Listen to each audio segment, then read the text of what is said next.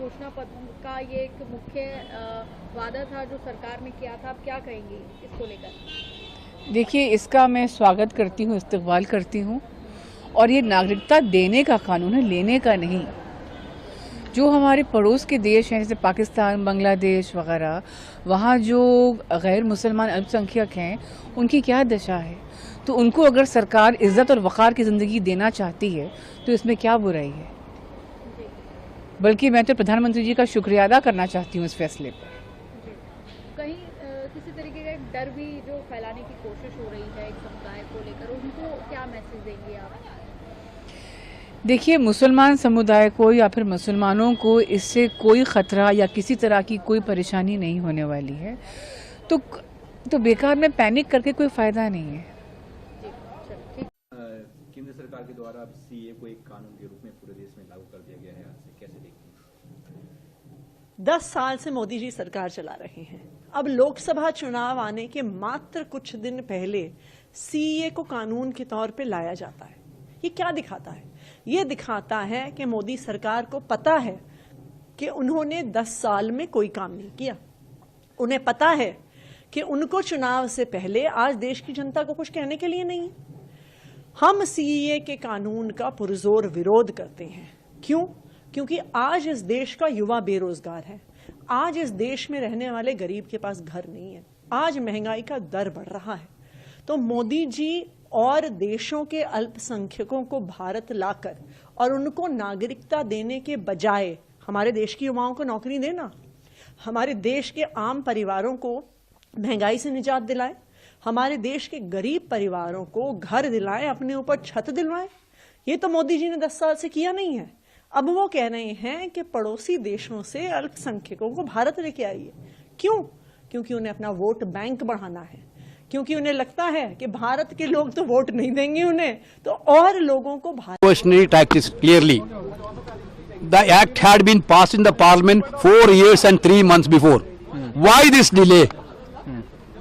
The government, if the government has, they have some sincerity on this issue, they could have done this order 4 years before. They could have been enacted this rule 4 years before. They didn't. Just before the election announcement, 2, 3, 4 days before the election announcement, doing all this thing, only one agenda to diversify, to divert the entire attention of these current issues, which Rahul Gandhi and Congress is raising: unemployment, then unemployment, price rise, and the farmers issue, like say several issues which we are raising that issue. Then finally, it is clear-cut diversionary tactics to divert the attention from the Supreme Court verdict on electoral bond today. Where is the answer for that? Where is the answer? Is the part of BJP's manifesto, but it is not an issue on which there is consensus, national consensus. Parliament might have passed the citizenship amendment legislation, but there was opposition inside Parliament, there was opposition outside Parliament. Even today, there is no consensus, there is opposition. People think it is violative of the constitutional definition of citizenship. The BJP RSS combine links citizenship with religion, and our constitution doesn't make religion as the criteria for citizenship. This present government doesn't want to understand, undermining the constitution, and they pass all the legislations, and they think they can hurry up implementation of these legislations. Now, on the eve of elections, why suddenly this government declares it is decided to implement CAA, the rules are being framed?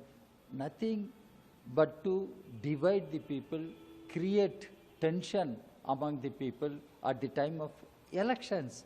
This everybody knows it. BJP, RSS combined, they believe in divide and rule, and they believe in instigating communal conflicts and tensions across the country, and they think this will help BJP in the elections. But people are people.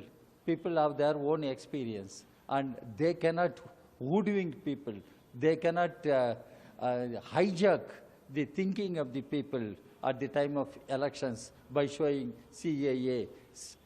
There are state governments openly declaring they will not implement CAA. Then, yeah, India is a federal country. India is union of territories, and if union of states, and if state governments refuse to implement, then where is the question of implementing CAA? What Mr. Amit Shah is talking about? What Mr. Modi is talking about? So this is nothing but a maneuver, a dirty maneuver, a provocative maneuver at the time of elections in order to divide the people and keep people under tension, communal tension, and sir ये लागू हो गया है और क्या क्या arrangement रहेंगे? देखिए, नॉर्थ ईस्ट ज़िले में तो हमने काफ़ी व्यापक अरेंजमेंट किया हुआ है, बिकॉज़ जो पहला हमारा एक एक्सपीरियंस था 2020 का, तो बहुत अनप्लेजेंट था। 2020 में फरवरी के महीने में कुछ लोगों ने इस मौके का फ़ायदा उठा के कन्फ्यूजन फैलाया और भारी नुकसान हुआ। तो लॉ तो पहले ही पास हो गया था 2019 में। कोई भी लॉ लागू करने के लिए रूल्स बनाने पड़ते हैं, तो वो जो रूल्स हैं वो शायद आज नोटिफाई होंगे। तो हम लोग को पुलिस हेडक्वार्टर की तरफ से भी पहले से थोड़ा सा आगाह कर दिया गया था, थोड़ा सा आभास था। तो हम लोग इसमें पिछले काफ़ी दिनों से जुटे हुए हैं। और सबसे पहले तो हम लोगों ने एक जो हमारा अमन कमेटी और भाईचारा कमेटी प्लेटफॉर्म होता है, तो वहाँ पे थानों में बुला के, एसीपी सब डिवीज़न के ऑफिस में बुला के और ख़ुद मेरे ऑफिस में बुला के मैंने दोनों कम्युनिटी के काफ़ी सारे लोगों से बातचीत की और उनके जो भी सवाल थे, जो उनको मिसकंसेप्शंस थे, वो सारे हम लोगों ने दूर किए। उनको बताया कि ये सिटीजनशिप मिल रही है, किसी की जा नहीं रही है, और जो 3 हमारे पड़ोसी देश हैं वहाँ पे जो लोग भारतीय नागरिकता लेना चाहते हैं उन लोग के लिए सहूलियत है। तो एनआरसी वाली कोई बात ही नहीं है, तो सिर्फ सिटीजनशिप अमेंडमेंट एक्ट है।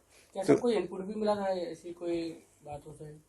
इनपुट इस तरह का नहीं था कोई, पर हम लोग पहले से प्रिकॉशन लेके चल रहे थे और इसलिए हम लोग ये काम और किया कि जो हमारे जो पोटेंशियल ट्रबल मेकर्स हैं और जो मेरे नोन क्रिमिनल्स हैं उन लोग को हम लोगों ने टैगिंग किया है बहुत ही अच्छे तरह से। और हमारे जो बीट कांस्टेबल्स हैं सबको पता है कि उनकी क्या क्या जिम्मेदारी है। मैंने पर्सनली अपने बीट कांस्टेबल से बात करके पूछा कि भाई तुम्हारे पास कौन कौन से टैग्ड क्रिमिनल्स हैं, कौन कौन से आपके टैग्ड ट्रबल मेकर्स हैं। तो ऑलमोस्ट सभी ने टच बेस किया है, सभी से हमारी बातचीत चल रही है। और हम लोग सोशल मीडिया पे भी नज़र गड़ा के रखे हुए हैं कि सोशल मीडिया पे कोई भी एडवर्स या कोई ऑब्जेक्शनबल पोस्ट आता है तो उस पर भी तुरंत कार्रवाई करेंगे। फ्लैग मार्च मेरे ज़िले में पिछले 2 दिन से चल रहा है और कल से हम लोग उसको थोड़ा सा और एक्सटेंसिव फ्लैग मार्च कराएंगे। और जो मेरे जो हॉटस्पॉट्स हैं मेरे ज़िले में, अबाउट 43 हॉटस्पॉट्स मैंने पहले से आइडेंटिफाई किए हुए हैं। कुछ मेरे थानों के इलाके हैं जो ज़्यादा संवेदनशील हैं, तो उनको हम लोग खास ध्यान रखेंगे। क्या सर ड्रोन से भी नज़र रखी जा रही है? बिल्कुल, मैंने कुछ आपको वीडियोस भेजे भी थे, तो ड्रोन से भी हम लोग नज़र रख रहे हैं। और आई एम वेरी श्योर कि हम लोग ने इस बार जो पहले कदम उठा लिया, जो पहले हमने एफर्ट कर लिया है, that is going to give us good results और कहीं कोई दिक्कत नहीं आएगी। क्या सर एक्स्ट्रा फोर्स भी दी गई है ऊपर से? एक्स्ट्रा फोर्स से ही मैं फ्लैग मार्च कराता हूँ, 2 दिन से मैं करा रहा था और कल से मुझे थोड़ी ज़्यादा एक्स्ट्रा फोर्स मिलेगी। हमारी विजिबिलिटी ऑन द स्ट्रीट दोनों चीज़ के लिए, एक तो रीअश्योरेंस करने के लिए, दूसरा डिटरेंस भी है कि जो बदमाशी करेगा उसको हम लोग नहीं बख्शेंगे।